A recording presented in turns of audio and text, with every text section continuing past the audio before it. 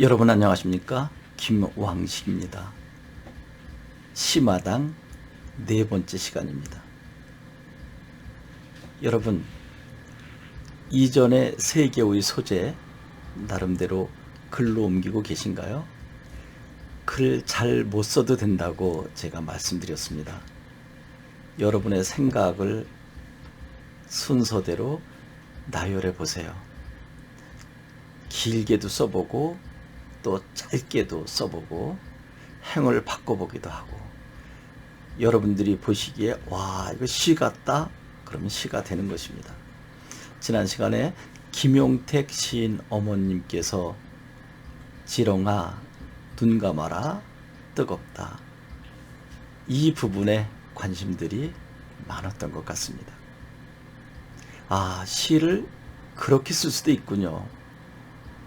어떠한 기성 시인의 시보다 참 좋네요 라는 이야기를 몇 분께 들었습니다. 제가 최고의 시라고 말씀드리지 않았나요? 저는 그렇게 생각이 들었습니다. 꾸밈이 없잖아요.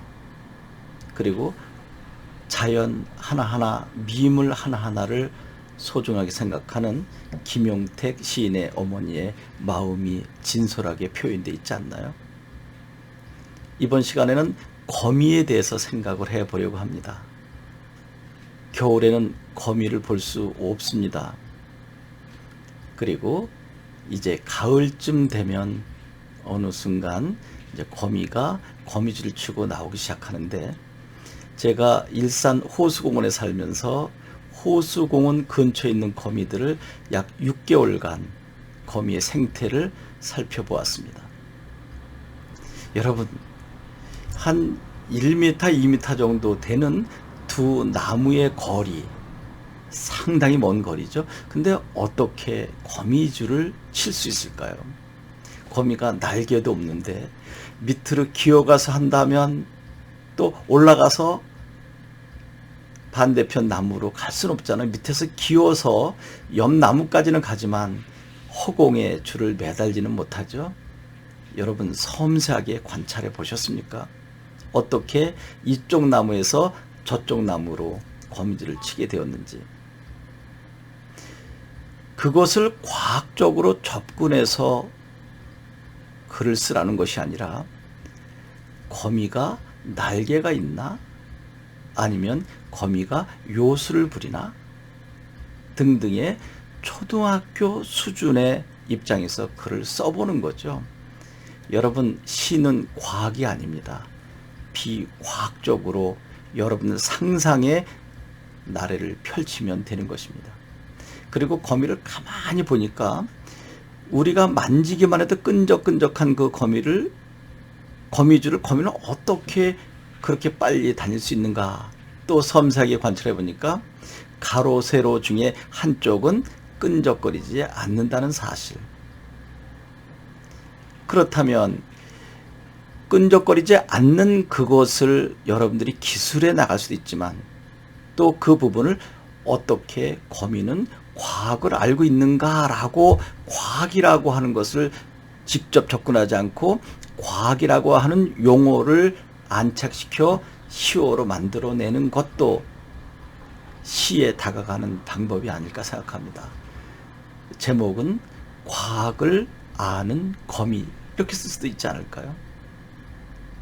어떻게 저렇게 과학적으로 섬세하게 괄호 세로를 수없이 연결시켜서 융합시켜서 자기 집을 만들고, 그러면 그 안에 상당히 많은 다양한 곤충들이 잡혀 있습니다. 그러면 거기에 잠자리도 있고요, 또 풍뎅이도 있고 매미도 있고 그러는데, 그러면 그 매미와 또 잠자리 입장에서 보면 거미는 적 아닌가요? 거미 입장에서 보면 아주 풍성한 먹잇감을 잡아서 행복할지 몰라도, 매미나 잠자리 입장에서 보면 거미줄이야말로 죽음에 덫인 것입니다. 이렇게 여러분들은 다양한 각도에서 생각해 보는 거죠. 여러분들은 초등학교 이전의 상태로 내려가면 될 것입니다. 거미는 과학을 안다. 거미야말로 훌륭한 과학자다. 집을 잘 짓는다. 거미는 목수다. 목수보다 더 뛰어나다. 어떻게 저렇게 촘촘히 집을 지을 수 있을까? 거미는 가만히 앉아서 많은 먹이를 먹는다. 거미는 배짱이다. 일도 안 하고 저렇게 먹잇감을 같은 자리에 앉아서 먹으니.